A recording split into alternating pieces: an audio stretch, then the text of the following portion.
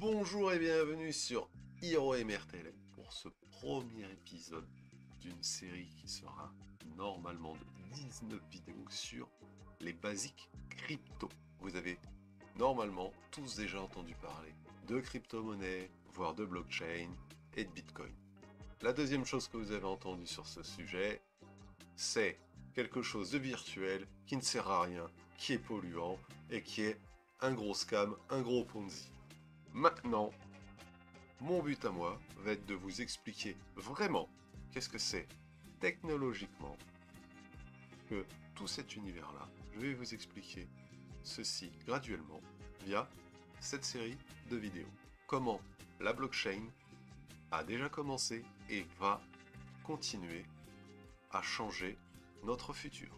Cela a déjà commencé dans les finances classiques et malheureusement pour les banques, aussi dans cet univers, car ils ne veulent pas être bousculés, et la technologie crypto les embête très fortement. Nous allons donc voir, avec cette première vidéo, d'où viennent les cryptos, pourquoi c'est important, et qu'est-ce que ça peut nous apporter. Qu'est-ce qu'une crypto-monnaie? Pour beaucoup, Bitcoin est la première des crypto-monnaies. Historiquement, c'est faux. Il y en a eu d'autres, avec les cypherpunks, depuis le début des années 80. Mais effectivement, Bitcoin est la première à avoir réussi à s'implanter. C'est pourquoi, dans la série, en général, si je ne spécifie pas le contraire, ça sera en partant des exemples liés à Bitcoin. Une crypto-monnaie est donc une monnaie numérique qui repose sur une technologie appelée la blockchain. À la différence des monnaies classiques, appelées monnaies fiat, comme l'euro, le dollar et toutes les autres, les crypto-monnaies ne sont ni émises ni contrôlées par un gouvernement ou par une banque centrale. Par exemple, lorsque vous effectuez un virement bancaire, la banque joue le rôle d'un intermédiaire. Elle valide, enregistre la transaction, l'envoie à un autre organisme, comme par exemple Visa, qui l'envoie elle-même à une autre banque, qui revalide la transaction et la retransmet sur le bon compte. Avec les crypto-monnaies, il n'y a pas tous ces intermédiaires, ce qu'on appelle du peer-to-peer.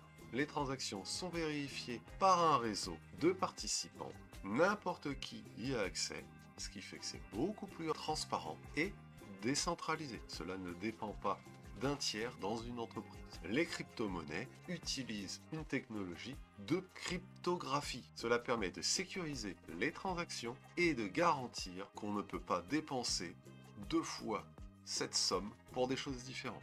C'est cette technologie de cryptographie qui la rend sûre et fiable. L'histoire des crypto-monnaies avec principalement le cas Bitcoin. L'histoire de Bitcoin commence en 2008. Satoshi Nakamoto, qui est soit une personne, soit un groupe de personnes, a publié le white paper, c'est-à-dire le livre blanc de Bitcoin.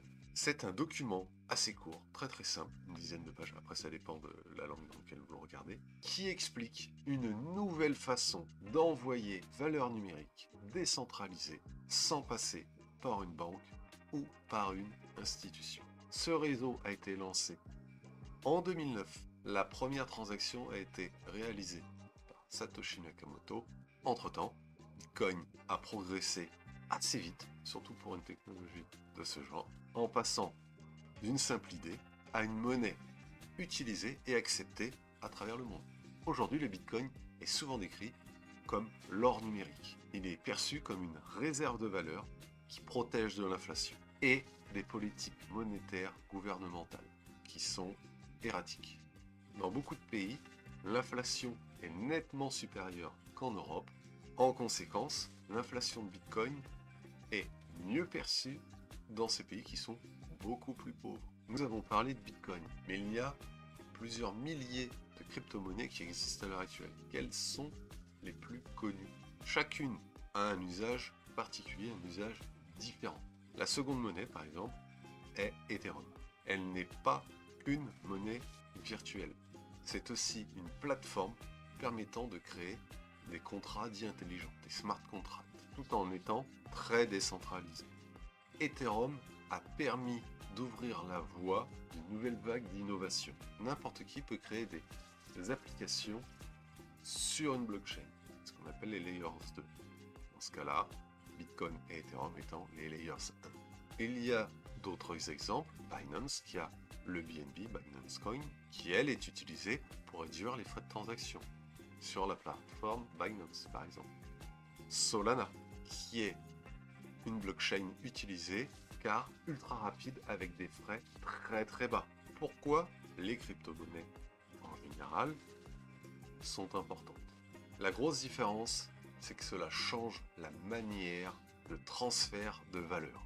Contrairement aux banques, au système bancaire en général, pour que votre transaction soit faite, vous devez passer par un système bancaire, par votre carte de crédit, qui lui-même passe par Swift, par Visa, Mastercard ou ce que vous voulez. Les crypto-monnaies, elles, sont ouvertes 24 heures sur 24, 7 jours sur 7. N'importe qui, n'importe où dans le monde y accède.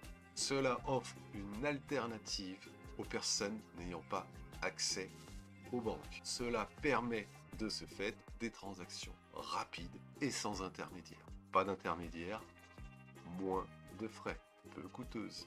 L'autre avantage, et là principalement sur Bitcoin, c'est la décentralisation. C'est-à-dire, il n'y a pas une personne qui peut à tout moment empêcher vos transactions. C'est un réseau complet qui est vérifié par des dizaines, des centaines de milliers de personnes et aucune n'a la mainmise sur ce réseau. C'est ça la décentralisation. Aucune entité centrale ne les contrôle pour les décentraliser. Il existe des crypto-monnaies centralisées, Ripple avec XRP, cela existe. Là, dans le cas de Bitcoin, c'est décentralisé. Et vous avez différents types de crypto-monnaies avec différents niveaux de décentralisation. Mais sur le principe de base, avec Bitcoin, les crypto-monnaies sont décentralisées. Cela empêche donc la censure des transactions.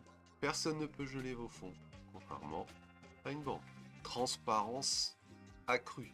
Tout ce qui est effectué sur la blockchain est traçable. C'est transparent. Si des groupes terroristes ou autres effectuent des transactions sur la blockchain, tout est traçable. On pourra forcément les retracer. Quand les médias vous disent c'est un réseau fait pour tout ce qui est trafiquant d'armes et tout, non, absolument pas. Ils préfèrent largement rester en cash, car ce système de cash est opaque et ne peut pas être suivi, contrairement aux blockchains. 0,2% des transactions sont liées à des organisations criminelles. Oui, 0,2%. Les monnaies fiat, je le rappelle, c'est entre 5 à 10%. Et les montants associés aux monnaies par rapport à la crypto sont presque 1000 fois plus importants. La fraude et la corruption sont donc pas impossibles, mais beaucoup plus difficiles qu'avec le temps décelable. À l'heure actuelle, le plus gros problème des crypto-monnaies, ce sont leur volatilité. En 2021, dans les médias, on entendait Bitcoin est à 70 000 $. Il est descendu à 15 000. Il a donc perdu 80% de sa valeur. Et c'est Bitcoin, une des plus résistantes. Beaucoup perdent 99% de leur valeur. C'est encore une technologie jeune qui doit progresser. En comparaison, au début d'Internet, il y a eu de multiples entreprises. Cela a donné les GAFAM à l'heure actuelle, mais seuls les meilleurs ont survécu. Beaucoup ont perdu. C'est un risque très important à tenir en compte. Les gains, donc là du point de vue économique, les gains peuvent être très importants, mais les baisses le sont tout autant. Vous pouvez avoir une variation de plusieurs milliers de dollars ou d'euros dans la même journée. Le second challenge, la régulation. Pendant longtemps, les gouvernements n'ont pas fait grand-chose. Plus la technologie crypto prend de l'ampleur et plus les gouvernements veulent la réguler. Par exemple, MiCA en Europe. Il y a donc une grande incertitude au niveau mondial sur l'avenir de cette technologie. Ces défauts peuvent être vraiment handicapants, mais les avantages le sont d'autant plus. Sinon, cette technologie n'aurait pas progressé depuis 15 ans. Cela permet un transfert d'une valeur de façon rapide pour certaines cryptos, quelques secondes, sécurisé et peu coûteux.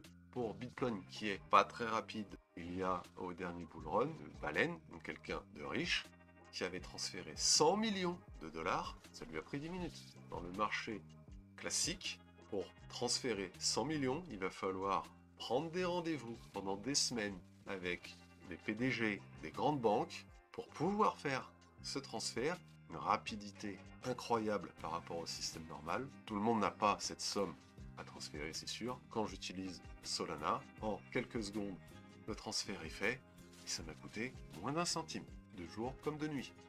C'est, je le répète, particulièrement utile dans tous les pays où une inflation est très élevée et où le système bancaire est instable, ou même le système gouvernemental. Nous avons vu aujourd'hui qu'est-ce qu'une crypto-monnaie, sans rentrer sur le côté technologique, sans rentrer dans les détails. Pourquoi c'est important? Ce n'est que le début. Dans les prochaines vidéos, nous allons voir ce côté technologique, et nous allons donc voir pour la prochaine vidéo les blockchains. N'hésitez pas à vous abonner, à laisser un pouce ou un commentaire. Cela me fera toujours énormément plaisir. Je vous répondrai à chaque fois à vos commentaires. À la prochaine. Au revoir.